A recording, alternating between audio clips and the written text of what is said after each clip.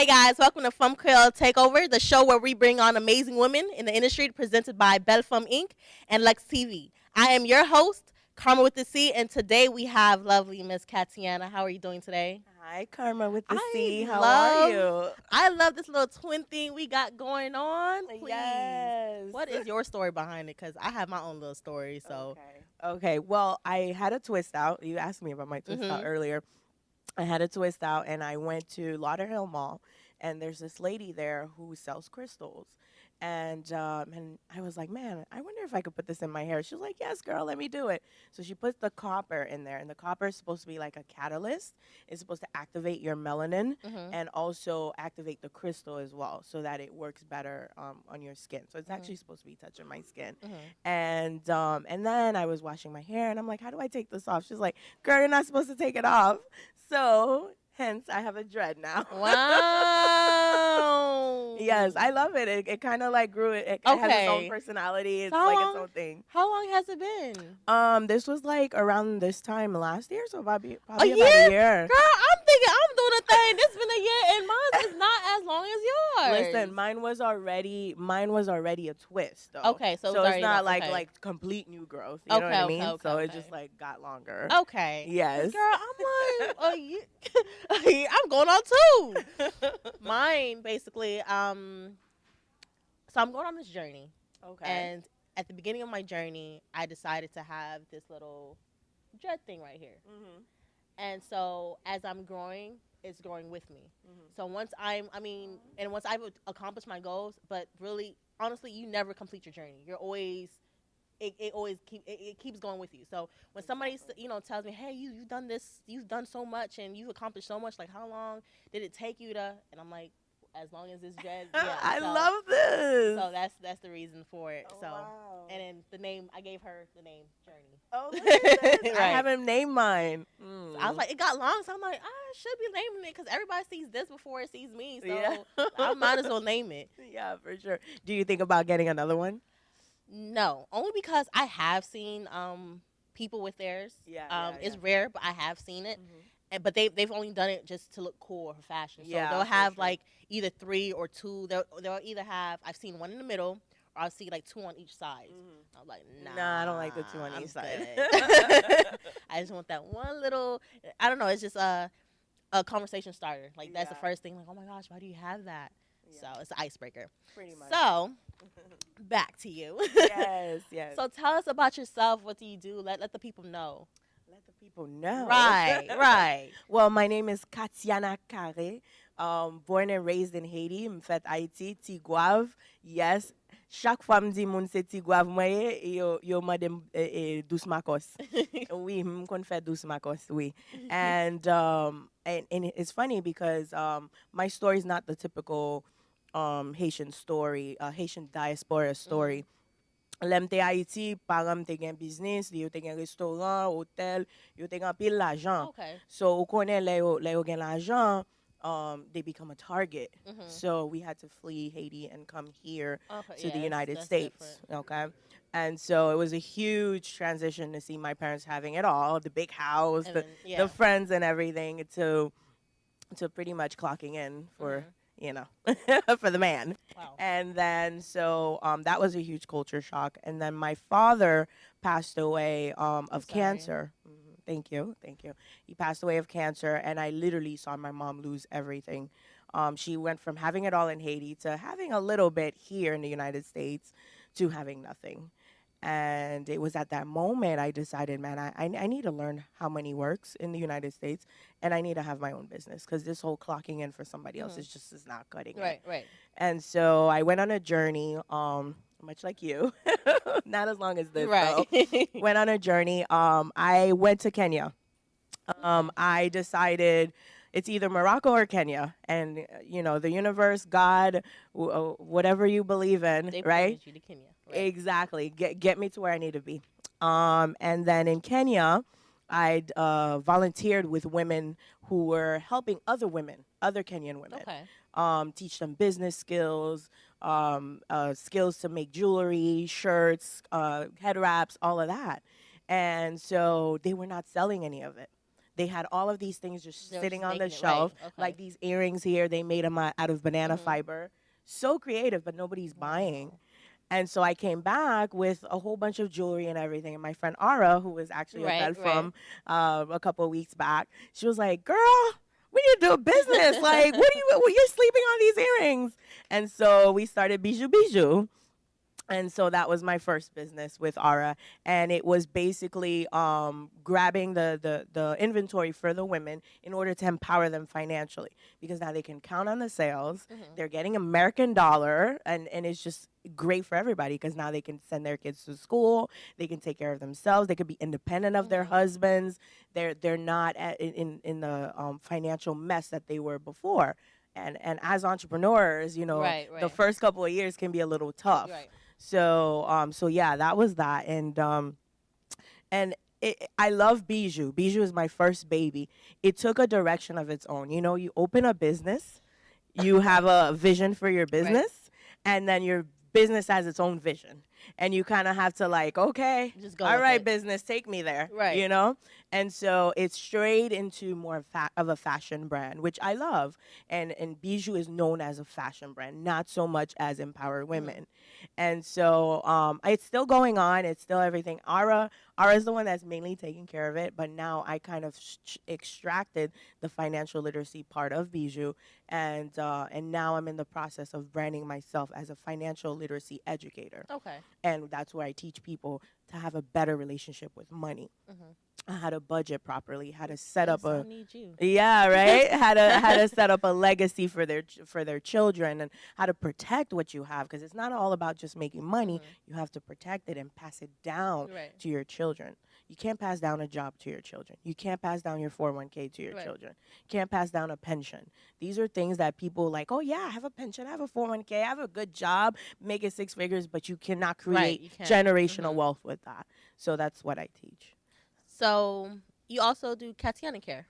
Could you tell us about that as well? Yeah, so my name is Katiana Carre, and at first I used to brand myself as, the co-founder of Bjou Bjou, which I still do. People know me and are like, everybody knows us. They know us as the founders, the Bjou Bjou girls. And that's great. I love that. I love that brand. I love that identity. But now I'm branding myself to Right. Katiana Carre, the financial literacy Okay. educator. But do you still think? I mean, because Bjou Bjou didn't, go how. I mean, it went more than how you wanted it. Yes. But that main focus, because that main focus kind of like died down. Do you think you can still, have it there, still make it alive, still give those women in Kenya empowerment, or still help them financially? How do you think? How would you say you want to go about that now, since Bjou Bjou is mainly now a fashion brand? Mm-hmm. So what are your plans on trying to get that more? Yeah. Good question. Good question. The plan right now, Bijou is not dead. Bijou is still here, and Ara is taking full care of it, and she's doing an amazing job of branding and all of that jazz. My plan is to mostly grow myself, because growing up Haitian. And as a Bel Fanm, right, we're taught to be selfless, right? Mhm. We have to give back to our community. And it was a huge self-identity crisis for me to realize that I had to help myself first before I can help anybody. I would love to give and give and give, but I cannot give you if I don't have anything. Right. So right now I'm in the process of uplifting my brand so that I can become that $1 million brand that can pour into the women. Mhm. And it's not that it kind of sounds selfish, and it was a long time. It took me a long time to accept it. I'm like, no, I can't. I have to bring up everybody with me, but it just was dragging me down. It was just nothing was happening, and I realized, no, I need to help the people that are able to be helped right now, people that can afford my services, and once I become that $1 million brand, it's just a matter of donating here, donating there, and investing in the women and everything. Okay, So, so yeah. could you tell us how your program works? Is it just like you just sit down, you're a financial advisor, or are you a keynote speaker? Like, do you have workshops and stuff? Like, how do you do what you do? Okay. So I do everything that you just said. A little bit part of my story that I kind of extracted because I didn't want to make it too long is that I'm actually self-taught on how to trade the stock market. Oh. Uh, Hold on. Yes. My journey began in 2013. Now everybody trades. Right, Everybody's right. in Forex doing the cryptos and Right, everything. right. I was doing it way before it was like even a trend. And I said I was gonna teach my people, and especially people that look like you and me, how to trade, because this is amazing. You can literally turn $500 into like $5,000 Girl, I need your help. Hold on. in just a couple of months, maybe even like 2 months. And I realized that most people did not know the basics of money. So when I took on some students, like most of them didn't have a savings account, they didn't know the difference between a credit union and a bank, or the different types of savings accounts, or like what is the percentage that you're getting on your savings account? Is it really growing? Like certain things. What do you have an emergency fund? Do you have 3 to 6 months worth of your savings? And it was just a disaster with some of the students that I had. And I'm like, I cannot teach you to trade the stock market if you don't have a foundation. Because when you lose money, right, you're going to come back to me and say, I just lost my entire life savings. You shouldn't be you shouldn't be trading money you can't afford to lose. And so I went and got my master's in finance at FIU. Whoop, whoop. Okay. Go FIU. Right. And I said, okay, I'm gonna do one-on-ones. So that's what I do mostly. I do one-on-one mentorships. I do a lot of workshops as well. Little Haiti, I've done a couple of them there. A couple workshops in Barrie. We're actually working on workshops in FIU. I'd love to do a workshop here in Hint. I got you.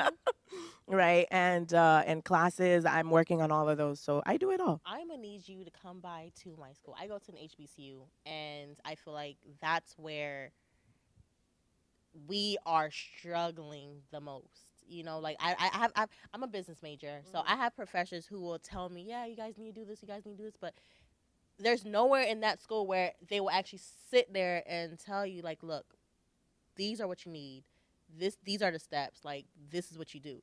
You know? So I, like, if we can set up for you to come to Flomo, shout out to Florida Memorial University. Oh, beautiful. If you can come to our school, I'll set something up, and, like, that would be great. Problem ki gen nan komunote Haitien, se nou vini isit, nou kite Haiti. Haiti, tout Haitien konen yo gen business pa yo. Very rarely do you know a Haitian that works in Haiti for someone else, right? And tout moun gen business yo. Epi yo vini isit se get a good job, right? Get the 401k. And these are good benefits, but yo pa utilize kob ke yap fe nan job la pou yo ouvri yon business pa yo. Right. Ou, yes. But sorry to cut you off, but I feel like it's way much harder. Like, it's way much harder. Like, in Haiti, you know, we had all the resources in our hands. You know, it's nothing to just go to the build your jardin. You know, pick from your jardin, go to the market, vun food, all your vegetables and all that. Here, it's like it's really hard to do that though. So it's like. And then the money that we make is just enough for us to pay bills, you know? So it's not enough for us to save and build a business. It's just enough for us to live. So it's kind of hard. Yeah. Are you open for a different perspective? I am. Okay. So let me ask you, what is it that you do for work right now? Right now, I'm a sales associate. I have 2 jobs. So I shouldn't say where I work because I don't know who. I'm a sales associate and I'm a security guard as well. Okay, beautiful, beautiful. And you found time to come here and interview me, right? Right. Yeah. Right. And then I'm a personal trainer in the works of getting certified as well. But it's ain't enough money, sis. You have to go through the trenches. You have to go through that sacrifice for the first 2 or 3 years.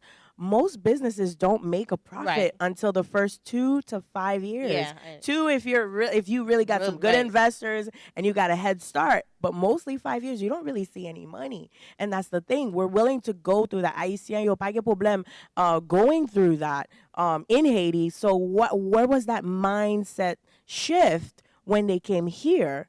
C'est blanc yo ki djou, non, ou pa ka ouvri business. Ou pa gen moun ki djou ou pa ka ouvri business. Go to Florida, what is it? Florida.gov and open up a business. C'est $125 liye pou join an LLC. That's it.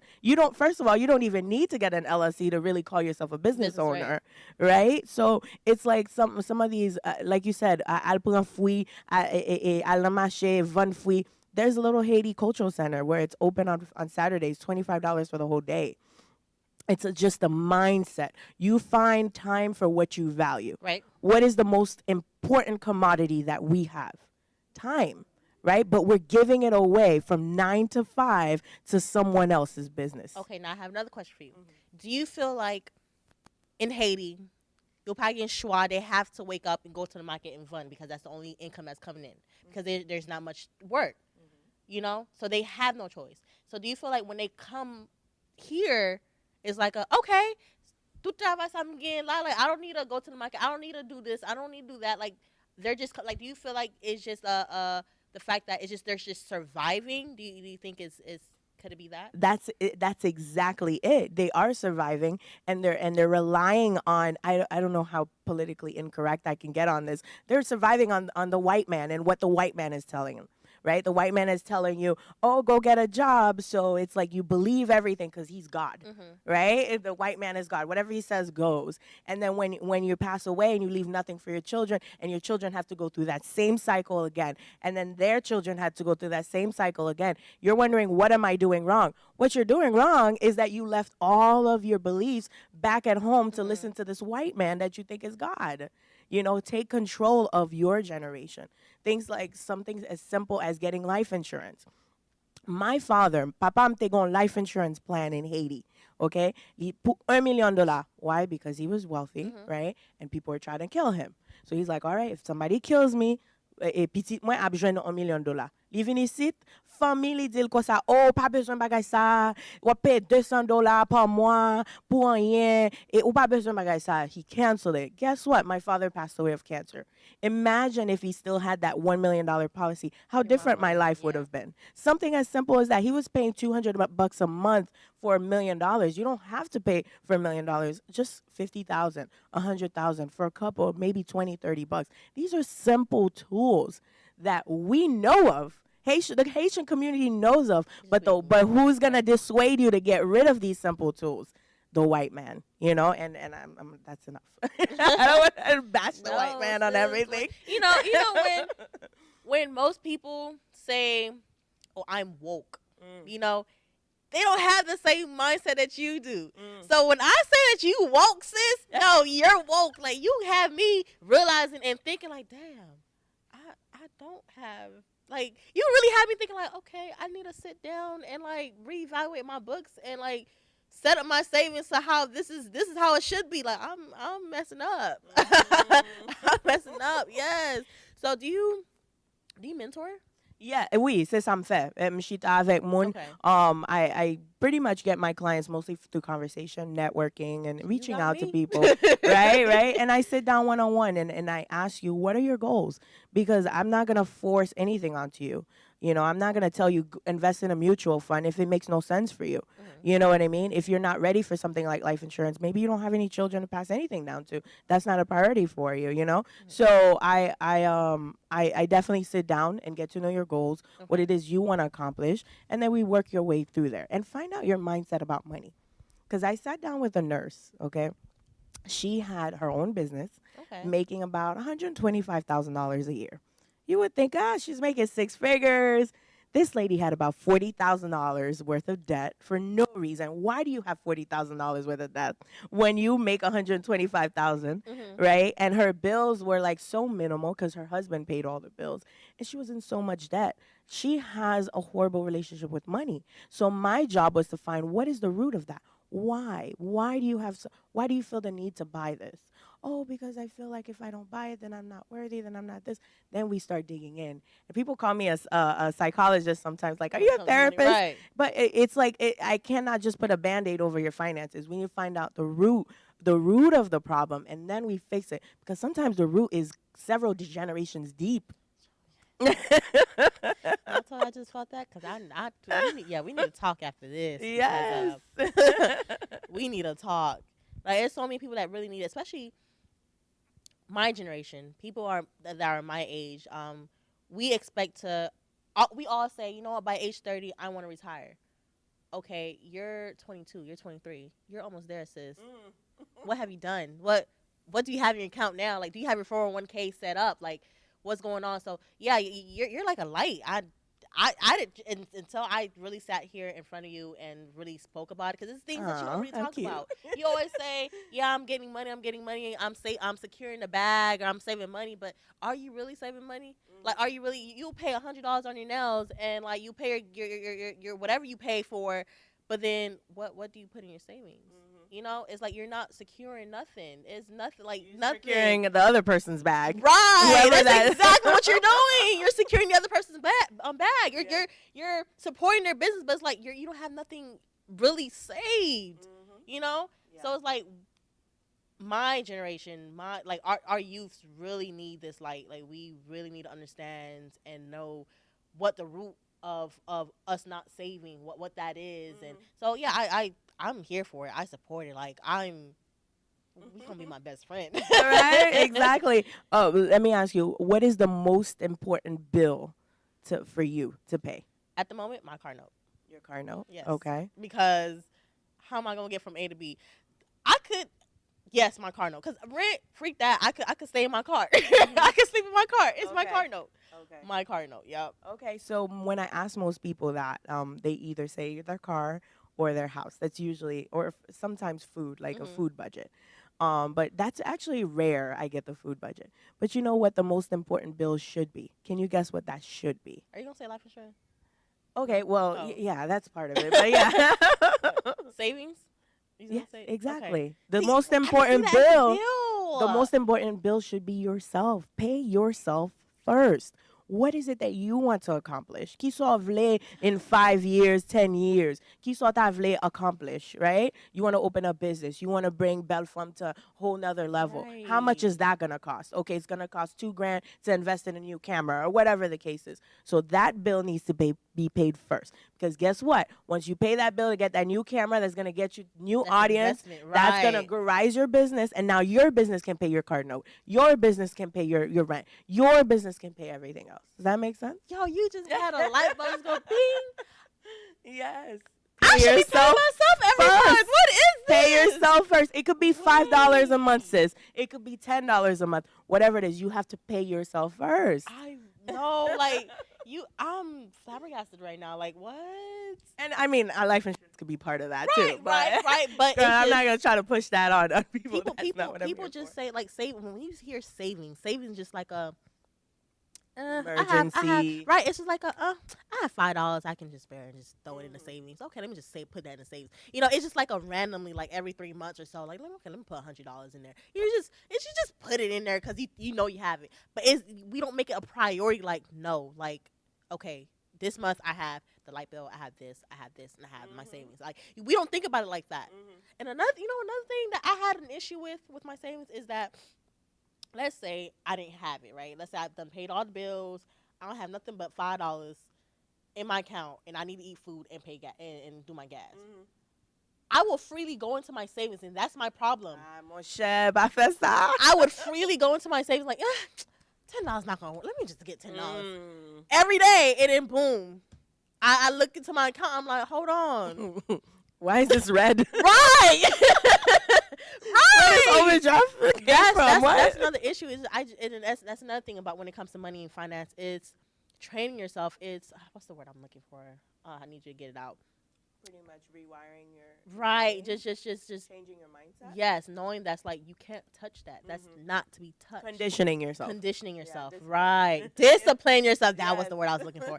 I don't know why I couldn't get that. Yeah. Discipline yourself. Like that's one of the main things, and like we all need help for, whether you want to admit it or not. Like when it comes to money, you may think you have it because right now you sitting on stacks, but if you think about it, once you have to pay all the bills or whatever you have to do, what is there left? Like do you really have money?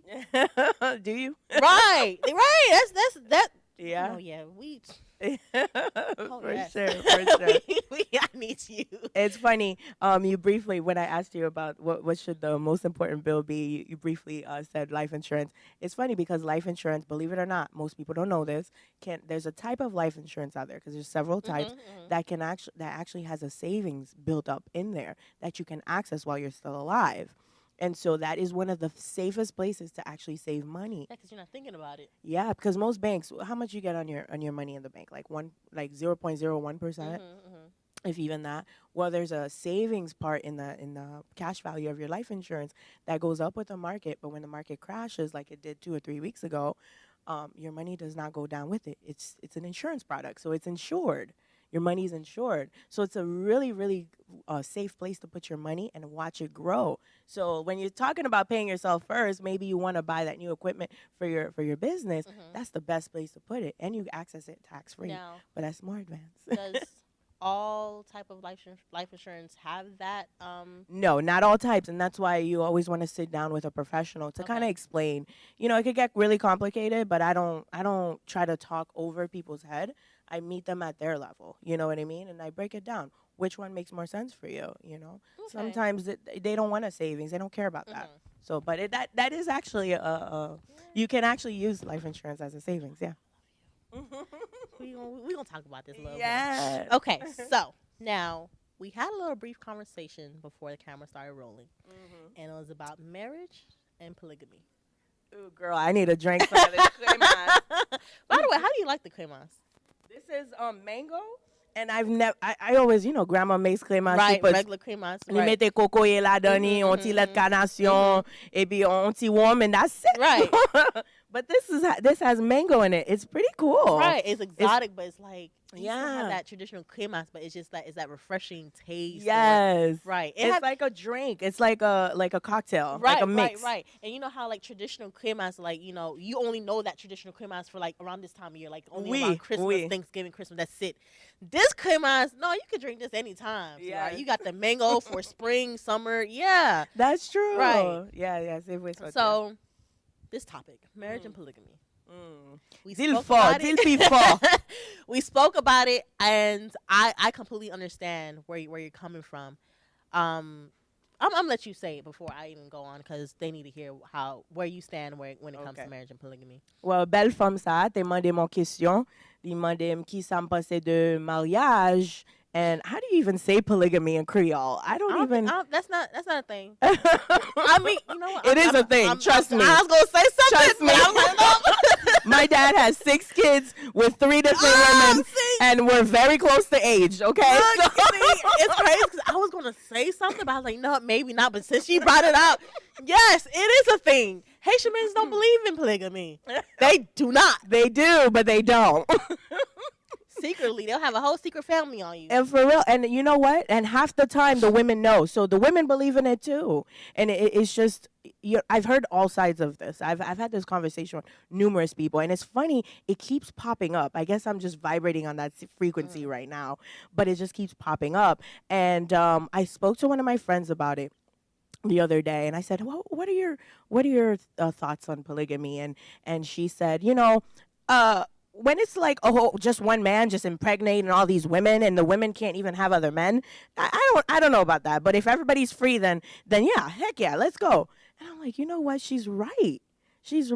Pour qui ça, c'est toujours monsieur à qui a gagné un paquet de femmes, mais femme non lui-même, God forbid, she's got another man or even looks at another man. That's it. Yo coupeli, she's a whore, she's a whore, she's this and that. So if we're going to open up marriages and we're going to open up the concept of love, and that's where you and I kind of got a little deep. It's like you look at it, you don't have a favorite sister, you don't have a favorite best friend, a favorite parent.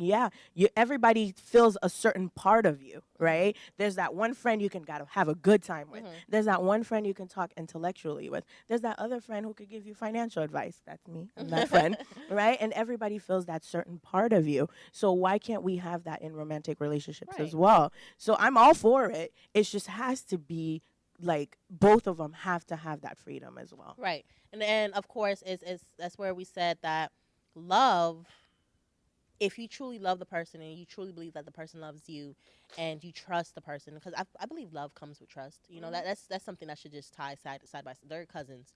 So if you have that relationship with the person, why can't you believe that, just because he stepped out and did whatever he did with the woman, why can't you believe that he will come back to you by the end of the day? Like he's yours, So exactly, and you have, as long as you have that open, honest, not relationship, relationship, communication. What's the word? A conversation. You know, you have an open and honest conversation about it. I actually was in a open relationship once.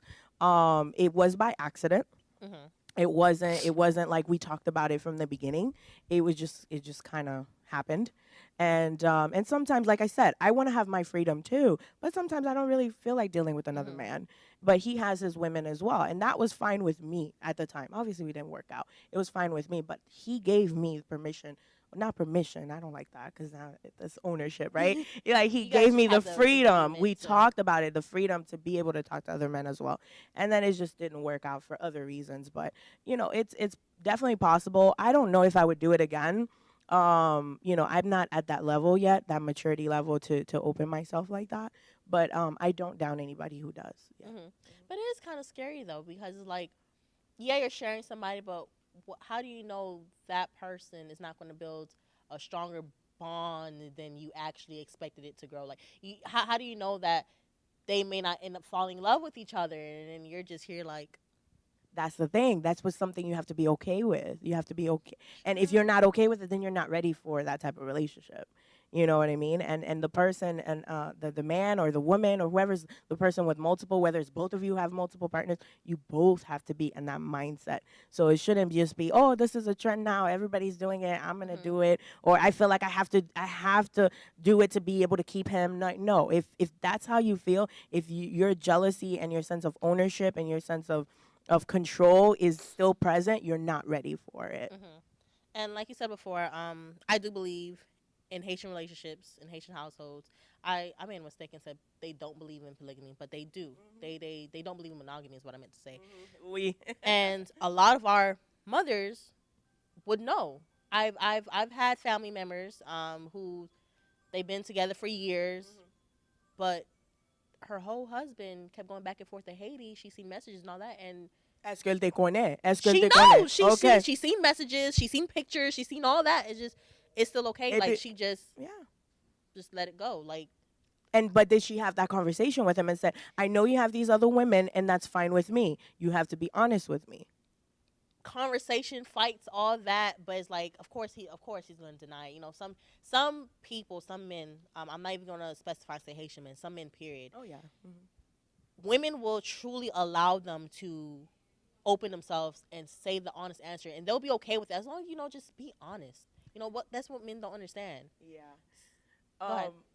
Can I get, like, how far can I get on this? Is Go this ahead, like get censored? right. No, go ahead, get it deep. Okay, so you know how most men, when they talk about polygamy, they come up with this one excuse that it's natural, right? Why? Because the man can impregnate multiple women at the same time, but the woman can only have one baby at a time, or twins, or whatever the case is. One pregnancy at a time. That's usually the most used excuse. Have you heard that before? Yeah. Yes. So I was watching this documentary on Netflix. It's actually on Netflix, so I'm not making this up. You guys can look at it as well. It's called Explained, and then there's an episode on polygamy, and it says that the way that the penis is shaped, it's a suction cup to suck out other sperm that's coming into the vagina. So the woman is also designed for polyamory or polygamous relationships, because they're supposed to have multiple partners as well. I think I've heard that. Yes, and the male is supposed to fight to be able to impregnate that woman. Wow. So, all you men out there using that excuse, it's biology. Okay, well, your penis is shaped to fight other man's impregnation as well. Okay. So, I didn't know that. I got a little, we went from finance to penis. Right. What? Yes, so stop, okay? I gotta fight for this. Oh. But how do you feel like you can handle more than 2, 3 men? When it comes emotionally, yes. Sexually, no. It's just something me personally. Only because it's always like the person you lay, you get a part of that person. Like you guys exchange auras. You guys exchange, like, he gets a part of your, like, soul, kind of, whatever. So when me sleeping with different men is like, that's too many auras, too many vibes. That's messing up my aura, my vibe. That's true. So I just rather not. I want my space to be clean. I want my aura to be clean. So I just rather stick with one person and just be cleansed like that. It's not because I'm calling anybody a hoe or anything. No, it's just a spiritual thing, because sex is a mental, physical, and spiritual thing. You know, people only sees it as physical, but no, it's something spiritual, because you may have sex with this person and you have sex with this person, but the way it feels with this person, and they do it the same exact way, but the way they feels with this person is like so, like, you can't even explain it with words, you know. And it's because of that. It's just their aura, their vibes, the way it just sits with you. So that's why. But emotionally, yes, because I feel like I may have a conversation with this person about my craft, about this, and we click because he's on the same path, you know. And then I may have a deep conversation with this person when it comes to like family, or when it comes to, so when it comes to chilling and vibing with different people, yeah, I'm all for that. Like I feel like I should be able to, you know, mentally be with anybody. But when it comes to physically, yeah, that's when it changes. We can get real deep, sis. Right. Right. So hold on. It was one thing I forgot to ask you. Of course, the show is here to empower other women and, you know, shed the light. So with you being, you know, who you are with your financial literacy and all that, how do you feel like you can empower women financially? Yes, that's actually my target market is women, and Fanm Kreyol. Okay. I specifically go where Haitian women are, you know, so to find them out. Pour m'ka aider nous parce que c'est nous gen pouvoir, nous gen pile, nous gen magie dans sang nous, okay? So with that's what I do. I mentor women like you, women like Anne-Marie, you know, we sit down and we just have a conversation, and we collaborate on projects, we do workshops together, or I just mentor them. But I do see myself, I have this vision where I see myself on stage in front of a bunch of women just talking about finances. Right. Yeah, so that's exactly what I do. I do target specifically Black women, Haitian women. Yes. Okay, I'm here for it. Okay, so this is the infamous question that I ask everybody. L'autre Bel Fanm. Those words, when you hear those, what do you think about? What comes to your head? What comes to your mind? Bel Fanm, li gagne confidence, li campe jump. There's actually another young lady. She has a brand name, Fanm Jump. Okay. So on femme qui jump, on femme qui pas peur moun, qui pas peur parler, qui sac dans tête li, qui pas peur gen 2-3 garçons. Right? On femme qui gen magie, on femme qui parler avec ou une femme qui remet avec tout cœur, qui remet avec tout nom. Yes, that's what I think of Bel Fanm. So, Ms. Katiana, could you please let us know all the social media platforms where we can reach you out? Like, just list them all. Yes. So, mwele Katiana Carre. I love my mom. Whenever she's mad at me, she's like, Katiana Carre, Zimbalo. Like, really want me. All right, Katiana Carre. My Instagram is Kit Kat, and it's Kit_Kat0588. That's my personal. I'm still working on my other one. It's called Finance with Kat. I'm still working on it, but follow Kit Kat0588. My Facebook is Katiana Carre with the accent aigu on the E. And what else? What else do I use? LinkedIn, Katiana Carre, pretty much. And then of course, I can't believe I forgot my baby shop Bjou Bjou, and that's everywhere. That's Instagram, Facebook. Ara has it on Pinterest and Twitter. She has it everywhere. So just put shop Bjou Bjou. So that's BJOU though, not the other way. Okay.